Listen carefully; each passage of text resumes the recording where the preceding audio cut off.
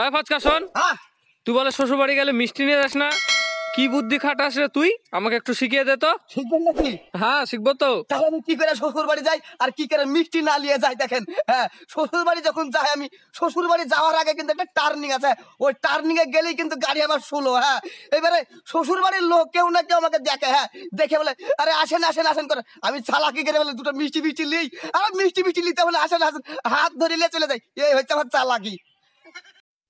আয় ফাচকা, কি গো? এই কোথায় যাচ্ছিস? আমার বাড়িতে বিশাল ঝগড়া হয়েছে, দিয়ে আমি বাড়ি থেকে চলে যাচ্ছি। কি নিয়ে ঝগড়া? সে কথা বলবেন না, মশার সাথে ঝগড়া হয়েছে জানেন? কেন?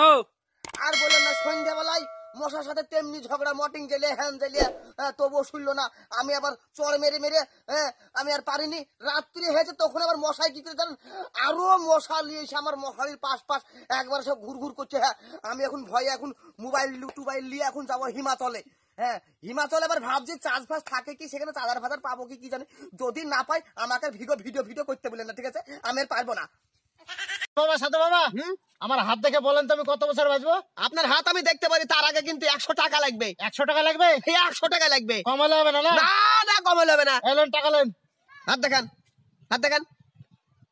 তারপরে আপনি 100 বছর বাঁচবেন। 100 বছর বাঁচবো? হ্যাঁ হ্যাঁ, তার আগে যদি আমি পটল তুলি? তার আগে যদি আপনি পটল তুলেন, আপনার টাকা আপনি ফেরত নিয়ে যাবেন আর আমাকে জুতো পেটা করে দেবেন। মামা, হ্যাঁ, চলো একটু বাজার থেকে ঘুরে আসি। বাজারে? হ্যাঁ চলো। এইভাবে? হ্যাঁ চলো না, চলো চলো যাবো? হ্যাঁ যাবো। ঠিক আছে। বাবা মহা মুশকিলে পড়লাম তো। কি হলো মামা? এই মামা, তোমার এই সেই কই সিঁড়ি কই ওঠার জন্য? এই গাড়িতে আবার সিঁড়ি দেয় নাকি? কে সিঁড়ি দেয়নি? না। তাহলে আমার বাড়িতে সিঁড়ি আছে, থামো থামো।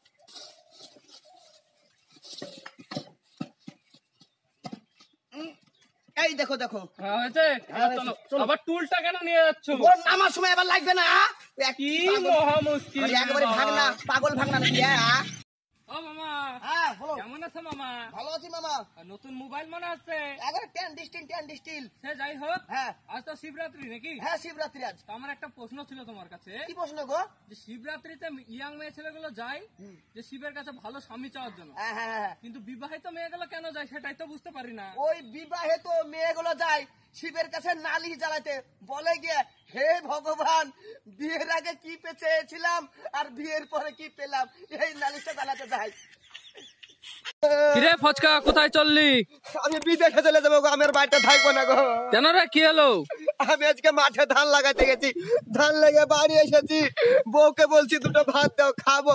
বউ আবার বলছে কি জানেন, তোমাকে এই অবস্থায় ভাত দেওয়া যাবে না, তোমাকে আমি ভাত দিতে পারবো না। আমার বউ আমাকে ভাত দিবে না গো। আরে না রে না, সেটা নয়, মাঠ থেকে এসছিস তো তাই তোকে ওইরকম বলেছে। ও, তাহলে ভাত দেবে? হ্যাঁ দেবে। বাড়ি যাবো নাকি? যা বাড়ি যা। ফচকা, এই তোর হাত বাঁধা কেন রে? সে কথা আর বলেন না, আমার ভাগনাকে আজ একটু কেলিয়ে দিয়েছি। হ্যাঁ, পাড়ার লোকে আবার বলছে যে তোর ভাগনার গায়ে তুই হাত তুললি, তোর ভাগনাকে মারলি, তোর হাত কাঁপে, ওই জন্য ব্যবস্থা করছে। হাত কি করে কাঁপে ওই জন্য আবার বেঁধে রেখেছি ভালো করে।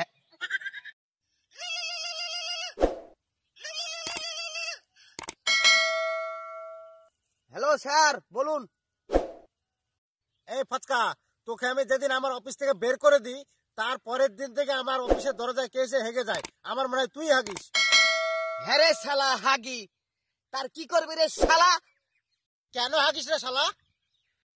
তোর অফিস থেকে যেদিন তুই আমাকে বের করে দিয়েছিলি, শালা তুই ভেবেছিলিস যে আমি খেতে পাবো না, না খেতে পাই কি না পাই সেই জন্য তোর গেটের সামনে আমি হেগে হেগে তোকে দেখাই, বুঝলি শালা